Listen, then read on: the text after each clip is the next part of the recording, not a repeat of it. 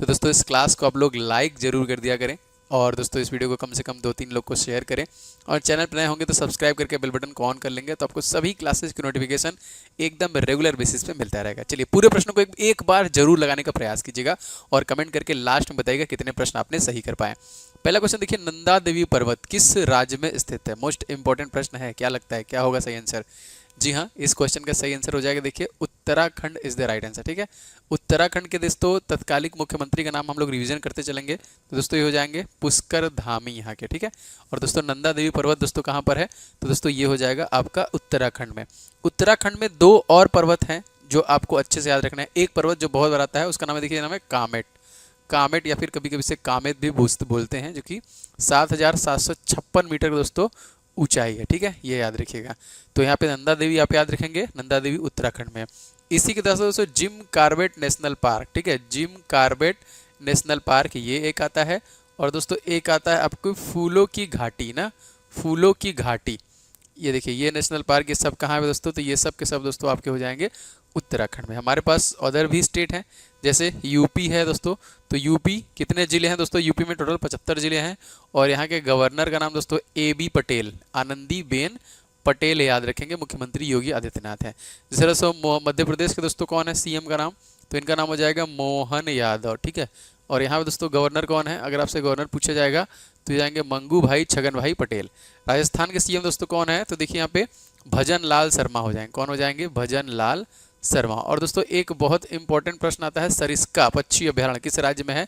तो देखिए आपका राजस्थान में है। अब देखिए कान्हा पक्षी अभ्यारण्य, कान्हा वन्यजीव अभ्यारण्य है, टाइगर रिजर्व है, कान्हा पन्ना। देखिए यहाँ पे संजय, बांधव, माधव, ये सब देखिए हो जाएगा आपका मध्य प्रदेश में। और अगर आपसे पूछा जाएगा सबसे ज़्यादा जनजाति कहाँ पे दोस्तों निवास करती है? तो दोस्तों वो आपका मध्य प्रदेश में ही करती है। अगर आपसे पूछा जाएगा सबसे ज़्यादा टाइगर रिजर्व कहाँ पर दोस्तों? तो वो भी आपका मध्य प्रदेश आंसर हो जाएगा। अगर आपसे दोस्तों पूछा जाएगा कि सबसे ज़्यादा दोस्तों जो वाइल्ड लाइफ सेंचुरीज है ये कहाँ पर है? तो दोस्तों वो भी आपका मध्य प्रदेश में हो जाएगा। इसी तरह हम पूरा रिवीजन के साथ चलेंगे, निश्चित तौर पे आपको बहुत कुछ मैं याद कराऊंगा, गारंटी है। आगे बढ़ते हैं। जहांगीर का मकबरा दोस्तों कहाँ पर स्थित है? मोस्ट इंपॉर्टेंट दोस्तों ये आपका हो जाएगा लाहौर में। ठीक है, हाँ। अब देखिए दिल्ली में किसका है? तो आप लोग बता देंगे भैया कि दिल्ली में जो है वो आपका किसका है? हुमायूं का ही है ना? बिल्कुल। तो दोस्तों दिल्ली में देखिए हुमायूं का है। आगरा में देखिए हो जाएगा आपका शाहजहां का है। ठीक है, शाहजहां का है। और इसी की जगह आगरा में ही दोस्तों जगह है आपका सिकंदरा। ठीक है, सिकंदरा। तो सिकंदरा में दोस्तों किसका है? सिकंदरा में आपका अकबर का हो जाएगा। ठीक है, मोस्ट इंपॉर्टेंट क्वेश्चन है। इसी तरह औरंगजेब का औरंगाबाद में है। आते हैं टॉम जो है वो आते हैं, बहुत बार देखिए हुमायूं वाला ही पूछा है कहाँ पे? दिल्ली पे। चलिए याद रखिएगा। अगस्त 2024 में किस क्रिकेटर ने अपने सभी प्रारूपों से संन्यास की घोषणा कर दी है? तो जी हाँ, इनको हम लोग किस नाम से जानते हैं? इनको हम लोग गब्बर के नाम से जानते हैं ना, गब्बर के नाम से जानते हैं। तो मतलब शिखर धवन की मैं बात कर रहा हूँ यहाँ पे। देखिए शिखर धवन ने कहीं ना कहीं जो कि संन्यास की घोषणा कर दी है। इनके नाम एक विश्व रिकॉर्ड है जो कि 85 गेंदों में टेस्ट में शतक लगाने का, जो अभी तक कारनामा कोई नहीं किया है। ठीक है, तो याद रखिए दोस्तों। आपके NTPC एग्जामिनेशन के लिए मेरे द्वारा कुछ बेस्ट ई-बुक्स भी बनाए गए हैं जो आपके रिवीजन के लिए हैं। जैसे 500 प्रश्न दोस्तों आपके गणित के हैं और सारे के सारे दोस्तों सोल्यूशन के साथ दिए गए हैं। तो इन 500 प्रश्नों को दोस्तों परीक्षा से पहले आपको लगा के जाना है। सुपर गेस्ट क्वेश्चन दोस्तों ये है आपके NTPC परीक्षा के लिए, CBT 1 के लिए। निश्चित तौर पर आपको 100% ये आपको हेल्प करेगा। तो परीक्षा से पहले दोस्तों आप डेली 10-20 करके आप लगाइए और आपको सारे प्रश्न रिवीजन होते रहेंगे। और GK GS को भी देखिए कंप्लीट करने के लिए हमने ई-बुक बनाया है दोस्तों, GK टॉपिक वाइज। पूरा टॉपिक वाइज आपको इसमें मिल जाएगा। ऑल देखिए सिलेक्शन, इसका नाम GK ऑल इन वन है। आपको इसमें सब कुछ मिल जाएगा और सभी परीक्षा में भी आपको ये काम देगा। तो इसको आप लेके रिवीजन करते रहिए, क्योंकि देखिए GK आपका 40 नंबर का आ रहा है CBT 1 में और 50 नंबर आ रहा है CBT 1 में, तो CBT 2 में। तो रिवीजन करेंगे तभी आपको याद होगा और आपको सारे टॉपिक का आइडिया भी होना चाहिए किस किस टॉपिक से प्रश्न बन रहे हैं। साथ ही स्टैटिक GK के देखिए 2500 प्रश्न है कंप्लीट डिटेल के साथ। ये तीनों ई-बुक आपको मिल जाएगा। साथ ही दोस्तों हिस्ट्री का ई-बुक इसमें फ्री है, आप देख सकते हैं। आप इसे हिस्ट्री का ई-बुक जो है आप फ्री में देखिए जाके डाउनलोड करके पूरा कंप्लीट कर सकते हैं। हिस्ट्री, पॉलिटी, ज्योग्राफी और साइंस के भी आपको ई-बुक यहाँ पे मिल जाएंगे। तो एप्लीकेशन के ई-बुक वाले सेक्शन दोस्तों आप जाके यहाँ से इसको ले सकते हैं। तो जरूर से दोस्तों ले लीजिएगा, सब के सब ई-बुक आपके लिए बहुत इंपॉर्टेंट है। हाल ही में जॉर्डन के अम्मान में आयोजित अंडर 17 विश्व कुश्ती चैंपियनशिप में किस देश ने पहली बार दोस्तों अपना टीम खिताब जीता है? ऐसा करने वाला दोस्तों पहला बार हो रहा है भारत का। देखिए जी हाँ, भारत इसीलिए इंपॉर्टेंट हो जाएगा। तो भारतीय महिलाओं ने 5 स्वर्ण पदक, देखिए यहाँ पे बहुत इंपॉर्टेंट प्रश्न है ये, 5 देखिए यहाँ पे गोल्ड मेडल इन्होंने जीता था और आपका एक जो था दोस्तों आपका सिल्वर मेडल था और दोस्तों आपका 2 जो था दोस्तों वो कांस्य पदक था, मतलब ब्रॉन्ज था। तो मतलब इसमें देखिए टोटल 8 पदक भारत ने जीते थे, ठीक है, इसलिए ये ज़्यादा इंपॉर्टेंट हो जाएगा। चलिए आगे बढ़ते हैं। बाबर का मकबरा दोस्तों कहाँ पर है? तो अभी मैंने आपको कुछ देर पहले ही बता दिया कि बाबर दोस्तों जो है ये आपका काबुल में हो जाएगा, ठीक है। तो अगर आपसे देखिए पूछा बाबर का, तो आपने बता दिया भैया काबुल में हो जाएगा, ठीक है। अगर आपसे पूछा जाएगा कि हुमायूं दोस्तों था, इसका कहाँ पर था, तो आप तुरंत बता देता दिल्ली का नाम आप लोग ले लेंगे, ठीक है। अगर आपसे पूछा जाएगा जहांगीर का दोस्तों कहाँ पर है ना, जहांगीर का कहाँ पर है? सासाराम, बिल्कुल सही। अगर आपसे पूछा जाएगा शाहजहां का दोस्तों कहाँ पर है, तो दोस्तों आप लोग तुरंत बताएंगे कि आगरा में हो जाएगा। औरंगजेब का देखिए औरंगाबाद। चलिए आगे बढ़ते हैं।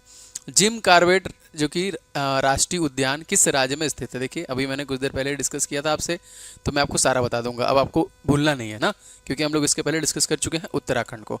तो अब यहाँ पे देखिए उत्तराखंड से संबंधित कुछ जो मैं आपको नेशनल पार्क बता रहा हूँ उनको याद रखिएगा। नंबर 1 देखिए नंदा देवी, ठीक है।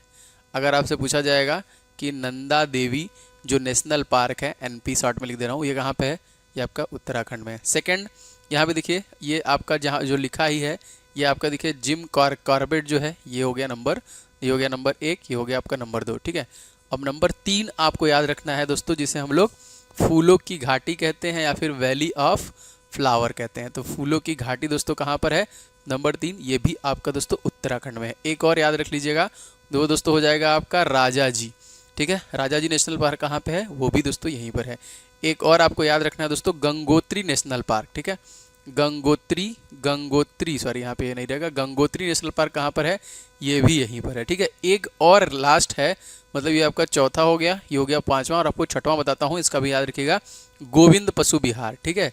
गोविंद पशु विहार ये दोस्तों कहाँ पर है? ये 6 नेशनल पार्क मैंने बताया, सबके सब दोस्तों उत्तराखंड के हैं, और यहाँ के मुख्यमंत्री का नाम मैं आपको याद करा चुका हूँ, तो ये हो जाएंगे पुष्कर धामी, ठीक है। चलिए आगे बढ़ते हैं। तराइन का दोस्तों प्रथम युद्ध जो हुआ था दोस्तों कब हुआ था? तो मैं आपको सारा बता चुका हूँ।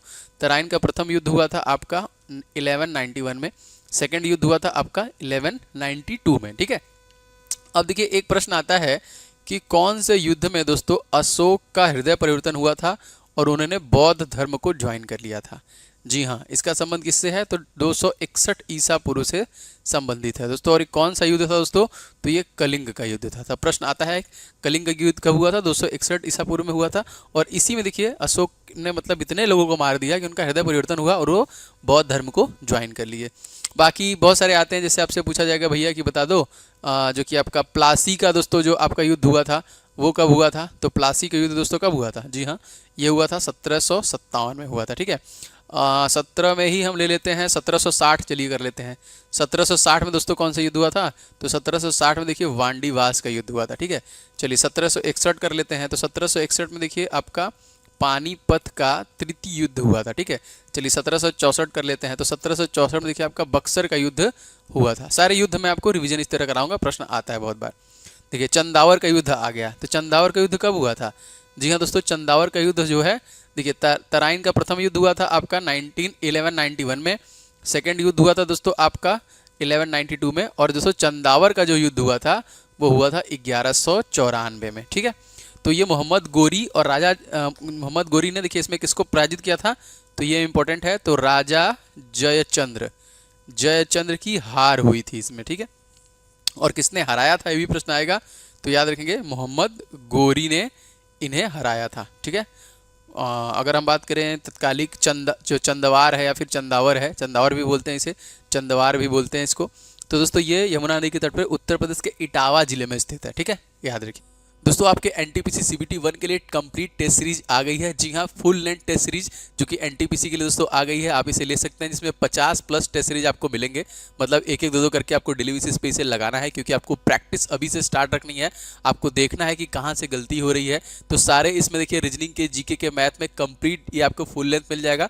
लेकिन बहुत लोग को लगता है कि बस उनका रीजनिंग कमजोर है तो वो बस रीजनिंग का ले सकते हैं, इसमें भी आपको 50 सेट मिलेगा। अगर आपको लगता है कि आपका GK GS कमजोर है तो आप 50 सेट GK GS का ले सकते हैं। हैं, या फिर दोस्तों आपको लगता है बस मैथ का आपको चाहिए प्रैक्टिस सेट जो कि टेस्ट सीरीज, तो आप ले सकते हैं। तो तीनों सेपरेट भी ले सकते हैं और आप चाहें तो एक साथ भी ले सकते हैं। और CBT 1 का एकदम एग्जाम पैटर्न में दोस्तों आ गया है। ऐप का जो हमारा सेक्शन है टेस्ट सीरीज का, इसमें आप चले जाएंगे तो आपको ये सारे के सारे टेस्ट मिल जाएंगे। निश्चित तौर पे आपको 100% दोस्तों लेके अभी से प्रैक्टिस स्टार्ट कीजिएगा। और दोस्तों ये सभी क्वेश्चन के सोल्यूशन के साथ आपको दिया है, जैसे आप फ्री टेस्ट में लगाते हैं डेली फ्री टेस्ट, एकदम उससे बेटर तरीके से और एकदम एक्सपेक्टेड संभावित प्रश्नों को दोस्तों इसमें कवर किया गया है। तो निश्चित तौर पे आप इसे जरूर से ले लीजिएगा। ये भी चलिए, प्राचीन भारत के महान विधि निर्माता दोस्तों कौन थे? बहुत इंपॉर्टेंट प्रश्न है दोस्तों। विधि, ला, कानून की बात की जा रही तो मनु याद रखेंगे, ठीक है। मनु का नाम आपको हमेशा याद रखना है। अब जैसे बहुत सारे प्रश्न आते हैं, जैसे इतिहास के पिता, आपने देखा होगा कि भैया इतिहास के पिता कौन है ना, इस प्रकार से आते हैं। गणित जो है दोस्तों, फादर ऑफ मैथमेटिक्स कौन है ना। कंप्यूटर जैसे आता है भाई, फादर ऑफ कंप्यूटर कौन है बता दीजिए। और कह लीजिए जीव विज्ञान, कह लीजिए जीव विज्ञान के पिता कौन माने जाते हैं। होम्योपैथी, देखिए होम्योपैथी के जो कि पिता कौन माने जाते हैं।